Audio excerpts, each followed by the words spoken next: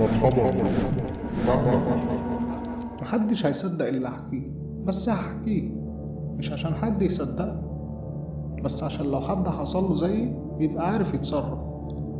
القصة بدأت يوم ما قررت أنضف أوضة جدي الله يرحمه. الأوضة دي محدش دخلها من سنين.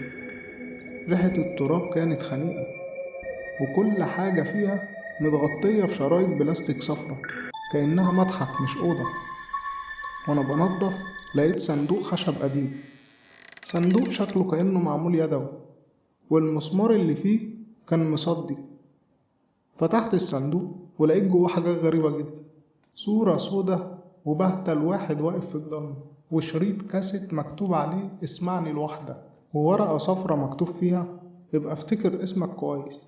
ساعتها ضحكت افتكرت جدي بيهزر، بس لما خدت الشريط وسمعته كل حاجة اتغيرت. الصوت كان مشوش وفيه همسات كتير ورا بعض زي أصوات ناس بتتكلم بالعكس، وفجأة في صوت واحد منهم نادى عليا باسمي، نفس الصوت اللي كنت بسمعه وأنا صغير لما كنت بحلم بكوابيس. قفلت الكاسيت بسرعة، بس من بعدها بدأت تحصل حاجات غريبة جدا. أول ليلة صحيت بالليل متأخر، لقيت باب الأوضة مفتوح مع إني كنت قافله بالمفتاح. وتاني يوم سمعت خبط على الدولاب وأنا لوحدي في الشقة.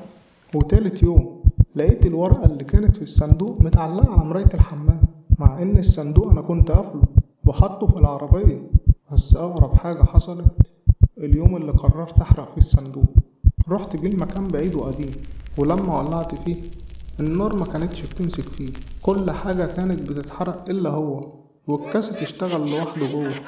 من ساعتها وأنا كل يوم بشوف نفس الكابوس، راجل واقف في أوضة جدي وشايل الصندوق وبيضحك بصوت مش طبيعي.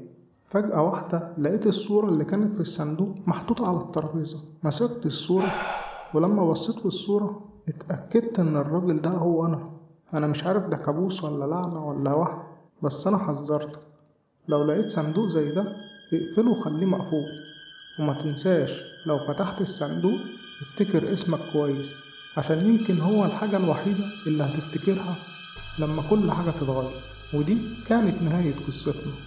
تصبحوا على خوف.